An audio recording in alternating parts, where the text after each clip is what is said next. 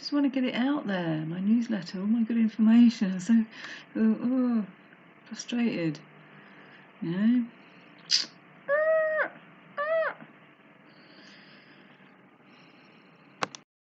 I can't even get Instagram to work. So all I can do is make videos. I can't, go and do photos and that to be more creative, you know. Because I love doing that. I love bloody, getting photos from my favourite cafes, and because I've uploaded a Pelicano video, but I can't get Instagram to work. So I took photos of the cakes and the chalkboard and stuff, and some other things on Sydney Street where it is. Some nice tables and chairs sitting outside another cafe, and the colours and stuff. And I can't even. So I've got a desktop. It doesn't seem to work on desktop, and I've seen other people say it doesn't work, and stuff. But you download the app for the Windows 10 desktop, and I have, and it's still not working. I can't upload anything.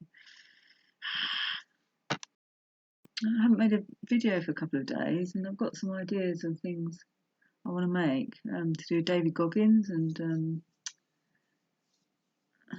other things to do with food and health and stuff. And now I'm thinking, I've got to write it all down and script it. Whereas before I was just going to go for it and just read a bit out of a book or whatever, which is kind of the original idea of my newsletter. But still, I mean, I'd still want to do this article on David Goggins, but I'd have to sit and write it properly. You know what I mean? That's a bit. It takes time. It's like So I haven't made a video for a couple of days. I've got some to upload, but they're such crap quality. Do you know what I mean? As time goes on, I learn more about lighting and how far I should be away from the thing, and stuff I need to do to prep and stuff. And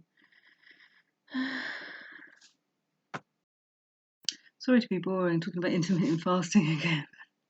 It's what I'm going through at the moment. It means so much to me to be able to do it. So I feel like I'm being more and more successful because at night as well, I did that really hard one where I just hugged myself and cried on the bed, and I've been doing okay since then, or better, than before. Actually, I keep having a nice big single bowl of food, and that's actually filling me up enough to feel satisfied, kind of thing.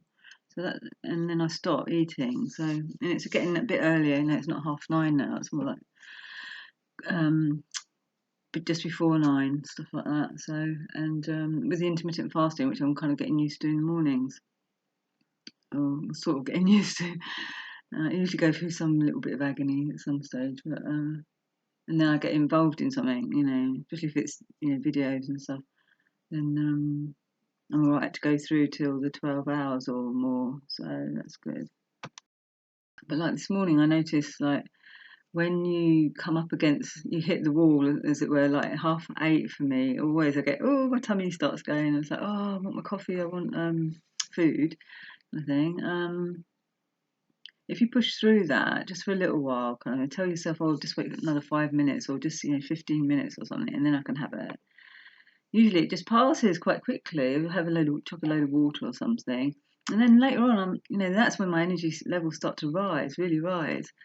I don't know if it's because you're entering the fat burning mode, because it's meant to be 8 hours, but I suspect it's like 9 hours 40 because it's another hour and 40 minutes after you've literally stopped eating the night before. So if you wait 9 hours 40, that's when you enter fat burning mode. Don't quote me on this, it's just me, stuff that I've learnt so far. Definitely they say 8 hours after your last meal you go into fat burning mode. So I think, I'm getting through that, or I'm entering fat burning mode, and there's just a little hump kind of thing. And then you start to feel good, sort of thing. It depends how I'm feeling. Sometimes I feel bloody awful because if I have food, like I said before, that bubbles up in my stomach, I feel sick and disgusting. Then it's hard. It keeps being hard, kind of thing. But if I enter proper hunger or anything like that, or acid stomach or anything that remotely resembles proper hunger, I'm all right. And I feel good, excited about, because I know my energy levels come up and I start feeling great about life again. But yesterday, actually, I did, I was naughty. I wasn't going to say, but it's just reminded me to say that I had some cheesecake because I was hungrier, because I'm just learning about this intermittent fasting and how much food I actually need and stuff. I went shopping at the crucially wrong time, just before dinner, or, sort of prep time before dinner. getting hungry. I saw all this reduced food. I couldn't resist these reduced, what they call New York cheesecake. There's only 2 slices in a box, not much, but it's quite a lot of calories. 300 each for a slice, and then they're really light. It's not much to them. But anyway, I had some last night. It's only cut the triangle end off of one of them, and I weighed it like I tend to do. How many calories is that? And it's bloody 130 calories just for a triangle off the end of the bloody cheesecake. Can you believe it? Anyway, I had that, and I forgot what I was going to say about it now. Hold on. I can't remember what it was, but I know if I put camera back on. And I was talking about intermittent fasting. Here we go again, humiliating myself. And I was talking about intermittent fasting, and then I was talking about the fact that I had, for some reason, it was relevant. I wasn't going to bother telling you about the cheesecake last night, not because I was hiding it. I just, couldn't think of anything much to say about it. I didn't want to just go, fucked up last night or whatever, without making some point about it. Some good news about it. It's something to do with getting over the humps in the morning, I think. And it made it worse, or I don't know. No, it's not coming back. Hold on. I can't remember, and I'm pissed off now. But the other thing that occurred to me to talk about, I can't even stop the video, listen to what I've just said, play it back or anything. I don't know if anyone can do that. If you've got a proper camera or not, you can't on this. As far as I can tell, as soon as you try and to play it back, I'd have to stop it and play it. So that would be the end of it, because I can't splice anything together. I don't know how to edit yet. I haven't had time to look into all that. Well, when I did, I couldn't find the bloody instructions. It must be easy because my ex can do it and he's computer phobic. But I couldn't find it. It was just all these bloody videos I was wading through. People showing off and stuff. It wasn't, giving me the right instructions and stuff. And I did find some written ones, but they were to do a specific thing. But it didn't say, and I found the right, all the gubbins to do it. You put your music track down there and you press the scissors, and there was nothing happened after that, and there was no instructions on what to do next, kind of thing. Now I know. I came across where to get the free music to put on and stuff. This guy, one of the guys I watch, what's his name? Insanely Raw. I like him. He's living the laptop lifestyle, the digital nomad lifestyle in Thailand. He was in London before that. I don't know if he sold his flat. Anyway, he's in Thailand, and anyway, he's talking about all stuff. And anyway, he has this really cool music. Go and listen to it. Insanely Raw. On the front of his his intro music, and he's playing his latest one. He's playing it all the way through the track, through the video. And I'd love to be able to do that. Music, I mean, that's creative, isn't it? If I could get music going as well, because I love music. It brings me alive. That and cafes are my 2 favourite things. So if I could do that as well. Yeah, I found out how to, I won't even go into it. It's just complicated for me. And I'm not an unintelligent person either. I'm so afraid of looking stupid. Because I'm good with computers. I love learning new software and stuff. It's just, I think I just need someone to talk to, No one here at the moment, so I've only got you guys. I'm transcribing a video at the moment by Bentinho Massaro. He's one of my spirit said he's like an anchor for me, because his stuff is all about the truth of who and what we are, the spiritual side. He talks about the fact that we don't, when we die, the spirit goes on, kind of thing. It can't die, kind of thing. It goes on, it changes form. It's like Einstein said, energy can't be destroyed. It just changes to another form. Like, tree leaves come down and they decay and go into the ground. They just go into another form. They don't. Yeah, it's all that stuff. Really, really good. I need that so much. Yeah, found I hit on a really good one. I might put his name in the description. Highly recommend him, but only if you're at that level that you can take that stuff in. Abraham Hicks is quite good for a lighter level of that stuff. She doesn't talk about that. She just talks about focusing on what you love all the time, kind of thing. Getting your thoughts away from the negative stuff that you don't want to what you prefer. It's like we're born into this duality. We don't like stuff, and if we keep looking at that, because we tend to, because we're afraid, we're trying to protect ourselves, then that just gets bigger and bigger. Whereas you've got to drag yourself, away, because that's not the reality. The reality is we're this, eternal being that can't be destroyed, and we're very powerful because we create literally with our minds, and that's proof. If ever you've noticed what you focus on just gets worse in your life, that's kind of proof. And so you drag yourself away and you look at all the good stuff that you love, the better feeling thoughts, and then that increases. And because it's more powerful than this, I don't know if she's ever said this, but the good vibes are more powerful than the bad, the negative, then that will, you don't have to do it 50-50 like all the good stuff. Just for a certain amount, and then the good stuff overtakes the bad kind of thing, or you start manifesting the things that you want, and then you can believe it, and you just you get momentum that way, sort of thing. But my man Bentinho Massaro, he's more about the fundamental truth. It just brings you back again and again to life is bliss, pure joy, and that's so my stuff. So my level, or whatever you want to call it. You can enjoy anything virtually, but he doesn't talk about that so much that I've come across. I mean, it's just snippets out of workshops or whatever that are free to look at on YouTube. There's so many of them, and you get so many hours in the day. Otherwise, I'd watch them all and give you a whole breakdown of what's the best ones to watch first. And I mean, he does actually have series on, 101 and 10, watch these in order to learn about his staff. A teaching series. They're all free. I think all his stuff is free. I mean, he does, train gatherings and stuff. We have to pay to go to those, of course, but not. He gives away all his information for free. He doesn't try and hold any of it back. It's just a basic truth. Because he's, can manifest money presumably whenever you want, or whatever, the life that he wants. He's given a load of stuff to overcome, of course. He's a human being still. But yeah, he gives it all away free, except for the gatherings, and I don't know if he probably sells stuff as well. I don't know.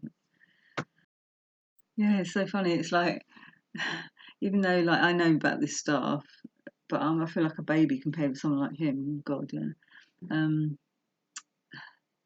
It's like it's beating back your conditioning, kind of. It's only your conditioning that makes you not be naturally abundant, because we would be naturally abundant because we're God. God is everything. Everything's made of the same energy and stuff. And if we weren't told that we can't and stuff like that, and you've got to work hard for a living, and you're bad, and this is allowed and that's not allowed, and you can't be yourself because of X, Y, and Z, and you can't be joyful, then otherwise we'd have everything we want. I think if we're just born without all that conditioning, and so it's like beating it back. It's like I can't remember why I started talking about the cheesecake last night. But that's my humanness. My mind goes, but I'm so terrified of it still, and it's like you got to beat that side back and build up the. It's funny, isn't it? And I do it on the left and right, and build up the side that knows about the spiritual side, that nothing's wrong with you. It's like any stuff that's bad about you, which isn't bad, it's just not serving you, is the conditioning. But we chose that because God, to experience itself, has to have the opposite of what it really is, and it's pure joy. And that's why there's so much really bad stuff in the world, because it's just pure infinitesimal joy kind of thing. It's so good kind of thing. That's why if you have knowledge, I think like me, I have knowledge of the good, really, really good stuff. I had to have such bad stuff happen to me.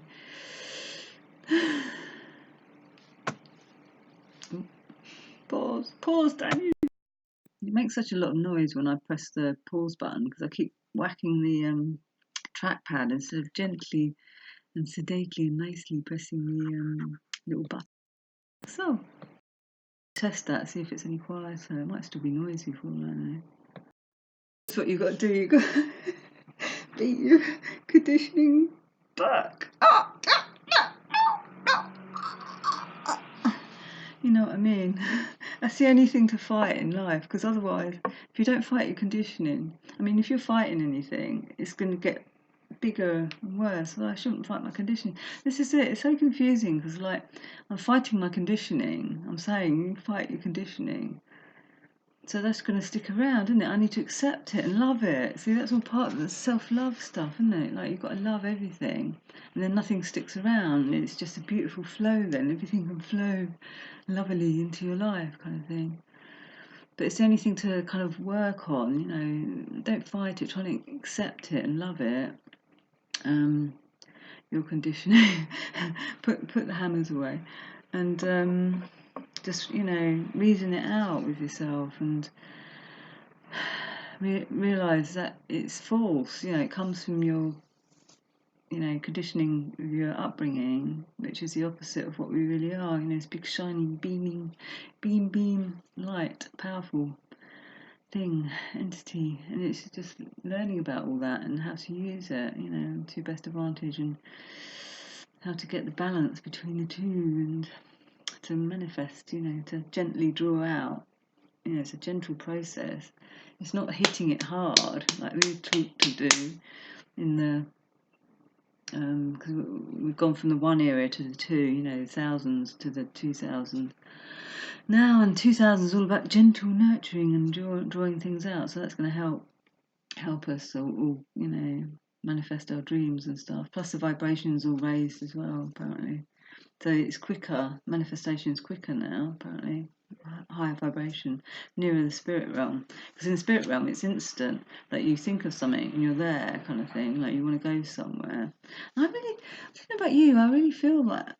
But on the earth, you know, it's all slowed down. So you think about something and you have to wait for it to actually come. You know, you've got to maintain that kind of positive vibration about it. But now I've forgotten what I was going to interject with. I stopped myself interjecting, and now I've forgotten what I was going to interject with. Oh yeah, do any of you feel like this is only me? Maybe because I'm just so lazy. My human beingness is so lazy.